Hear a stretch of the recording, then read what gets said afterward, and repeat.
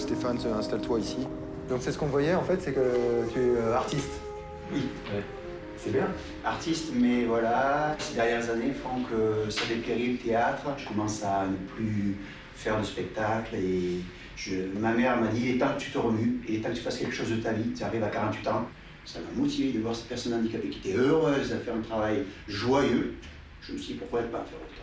Tu imaginerais travailler dans quel rôle? Donc, parce qu'il y a des personnes qui travaillent en salle, il y a des personnes qui travaillent au comptoir, d'autres qui sont en cuisine.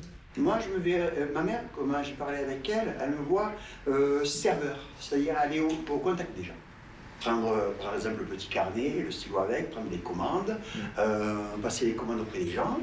S'il y a une maman avec une poussette, lui ouvrir la porte, la faire rentrer, prendre le fauteuil, la tabler à la table, attabler les gens, les accueillir à table.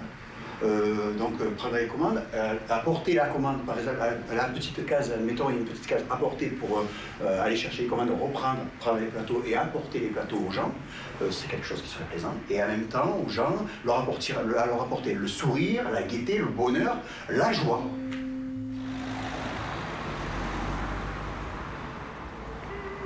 J'ai commencé le théâtre à 21 ans, amateur, dans une troupe.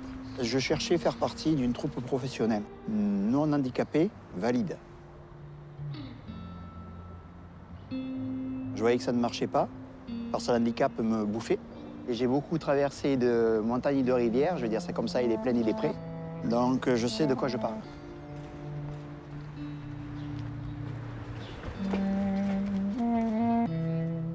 À 48 ans, faire partie d'un ESAT, je trouve qu'il est temps de changer de directive et faire partie d'un café ou d'un restaurant. Pour moi, c'est le travail, la vie active. Pour un handicapé, c'est vivre normalement. C'est-à-dire, on a une différence, c'est vrai, mais c'est vivre comme toute personne ici. Et ne pas faire de cette différence un rejet, mais être accepté. Donc là, tu vas donc travailler dans un café à Paris, c'est ça? Café Joyeux. Ouais. Pourquoi tu as décidé de travailler dans un café? Parce que ça me plaisait. Je suis prêt à apprendre vraiment ce métier.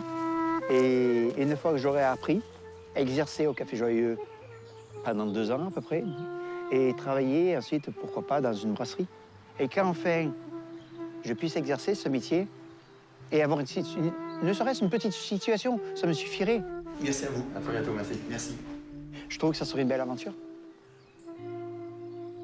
Une très belle aventure.